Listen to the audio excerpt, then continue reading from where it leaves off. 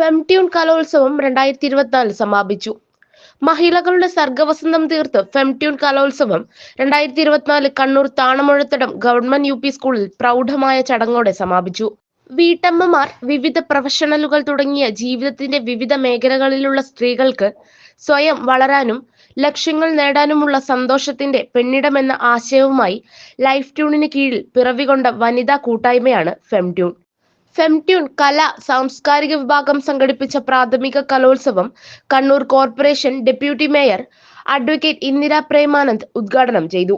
ഫെംട്യൂൺ chairperson Hasina PP അധ്യക്ഷത വഹിച്ചു. വിവിധ ഹൗസ് ക്യാപ്റ്റന്മാരായ സുബൈദ, അഫീഫ M, ഫാത്തിമ സലാം എന്നിവർ സംസാരിച്ചു. സാജിദ MTP സ്വാഗതവും ജംഷീറ TK നന്ദിയും പറഞ്ഞു.